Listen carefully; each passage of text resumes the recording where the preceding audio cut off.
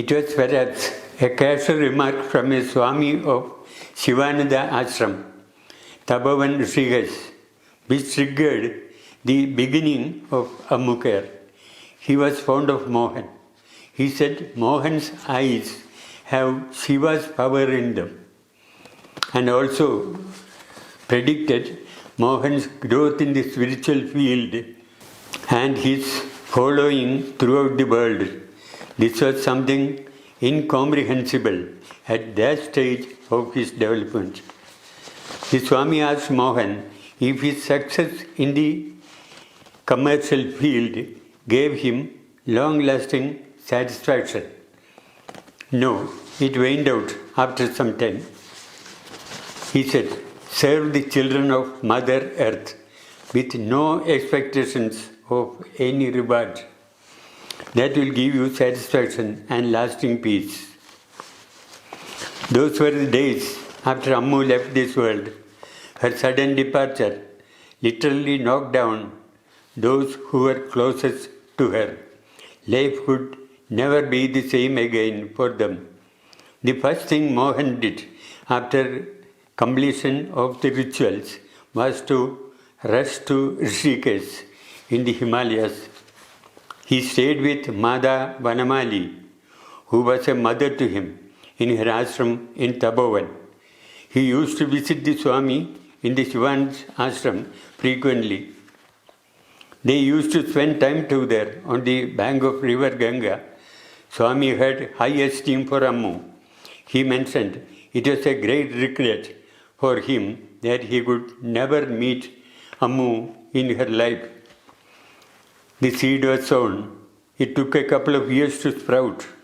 Ammukar was born on the 25th of October 2003, on the day of Deepavali, the festival of lights, as a platform for selfless service beyond all man-made barriers.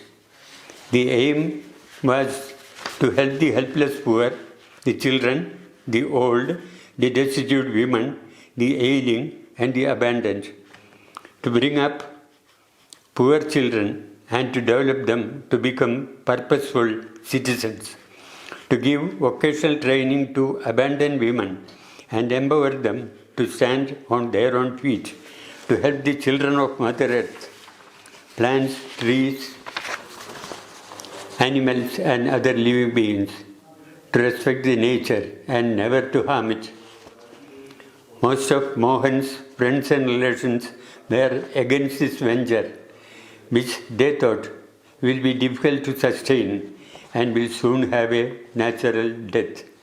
But there were few dedicated, enthusiastic volunteers too.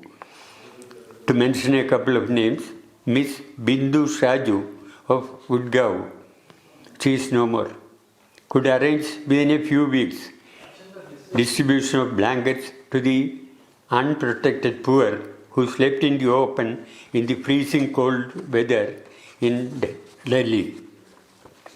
A sum of 12,000 rupees was donated by Mohan for this purpose.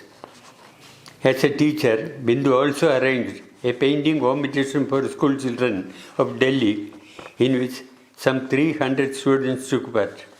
Mr.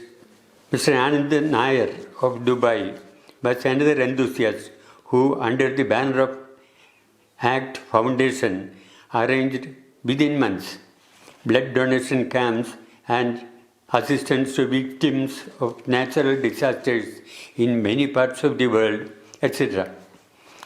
This continued on a large scale as long as the Dubai-based organization survived. The organization was destined to grow slowly and steadily, spreading to new locations and finding new fields of service such as education and medical treatment and feeding of human beings, birds and animals. Ammukar in India was showing appreciable progress since Miss Sakshi Gupta of Jammu took over the leadership in 2012. It has attained new heights and is spreading far and wide during the last 3 years with Miss Soma Seal of Kolkata at the helm.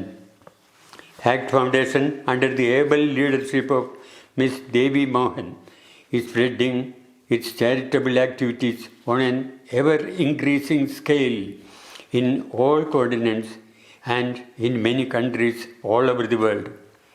This is a short history of the beginning when communication was less efficient. The rest is fairly familiar and relatable to most of you. Thank you all.